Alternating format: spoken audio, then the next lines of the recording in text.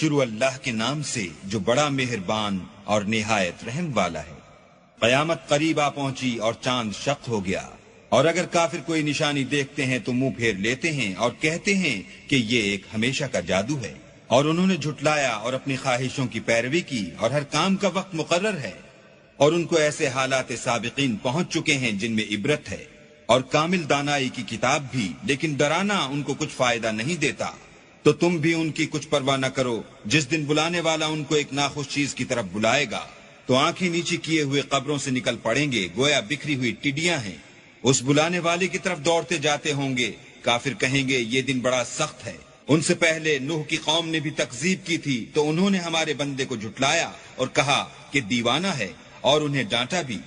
تو انہوں نے اپنے پروردگار سے دعا کی کہ بار الہا، میں ان کے مقابلے میں کمزور ہوں، تو ان سے بدلہ لے۔ بس ہم نے زور کے مہ سے آسمان کے دہانے کھول دیے اور زمین میں چشمے جاری کر دیے، تو پانی ایک کام کے لیے جو مقدر ہو چکا تھا جمع ہو گیا۔ اور ہم نے نوح کو ایک کشتی پر جو تختوں اور میخوں سے تیار کی گئی تھی سوار کر لیا، وہ ہماری آنکھوں کے سامنے چلتی تھی۔ یہ سب کچھ اس شخص کے انتقام کے لیے کیا گیا جس کو کافر مانتے نہ تھے، اور ہم نے اس کو ایک عبرت بنا چھوڑا، تو کوئی ہے کہ سوچے سمجھے۔ سو دیکھ لو کہ میرا عذاب اور ڈرانا کیسا ہوا، اور ہم نے قرآن کو سمجھنے کے لیے آسان کر دیا، تو کوئی ہے کہ سوچے سمجھے۔ عاد نے بھی تکذیب کی تھی، سو دیکھ لو کہ میرا عذاب اور ڈرانا کیسا ہوا۔ ہم نے ان پر سخت منحوس دن میں آندھی چلائی، وہ لوگوں کو اس طرح اکھیڑے ڈالتی تھی گویا اکھڑی ہوئی کھجوروں کے تنے ہیں۔ سو دیکھ لو کہ میرا عذاب اور ڈرانا کیسا ہوا۔ اور ہم نے قرآن کو سمجھنے کے لیے آسان کر دیا ہے، تو کوئی ہے کہ سوچے سمجھے۔ سمود نے بھی ہدایت کرنے والوں کو جھٹلایا اور کہا کہ بھلا ایک آدمی جو ہم ہی میں سے ہے ہم اس کی پیروی کریں؟ یوں ہو تو ہم گمراہی اور دیوانگی میں پڑ گئے۔ کیا ہم سب میں سے اسی پر وحی نازل ہوئی ہے؟ نہیں، بلکہ یہ جھوٹا خود پسند ہے۔ ان کو کل ہی معلوم ہو جائے گا کہ کون جھوٹا خود پسند ہے۔ اے صالح، ہم ان کی آزمائش کے لیے اونٹنی بھیجنے والے ہیں، تو تم ان کو دیکھتے رہو اور صبر کرو، اور ان کو آگاہ کر دو کہ ان میں پانی کی باری مقرر کر دی گئی ہے، ہر باری آنے والے کو اپنی باری پر آنا چاہیے۔ تو ان لوگوں نے اپنے رفیق کو بلایا اور اس نے اونٹنی کو پکڑ کر اس کی کونچیں کاٹ ڈالی۔ سو دیکھ لو کہ میرا عذاب اور ڈرانا کیسا ہوا۔ ہم نے ان پر عذاب کے لیے ایک چیخ بھیجی تو وہ ایسے ہو گئے جیسے باڑ والے کی سوکھی اور ٹوٹی ہوئی باڑ۔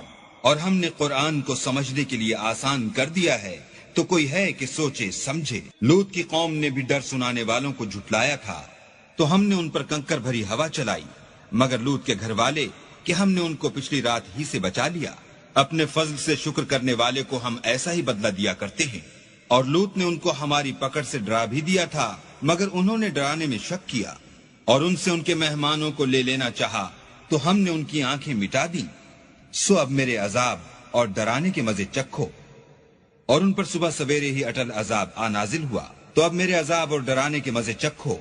اور ہم نے قرآن کو سمجھنے کے لیے آسان کر دیا ہے، تو کوئی ہے کہ سوچے سمجھے۔ اور قوم فرعون کے پاس بھی ڈر سنانے والے آئے، انہوں نے ہماری تمام نشانیوں کو جھٹلایا، تو ہم نے ان کو اس طرح پکڑ لیا جس طرح ایک قوی اور غالب شخص پکڑ لیتا ہے۔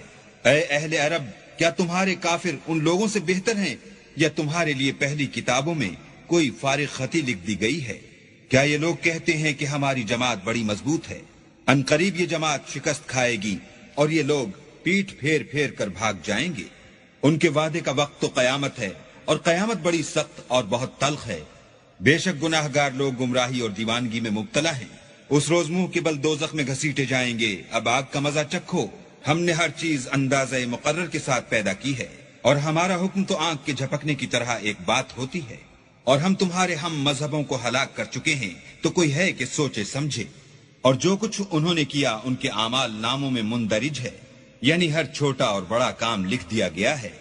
جو پرہیزگار ہیں وہ باغوں اور نہروں میں ہوں گے، یعنی پاک مقام میں ہر طرح کی قدرت رکھنے والے بادشاہ کی بارگاہ میں۔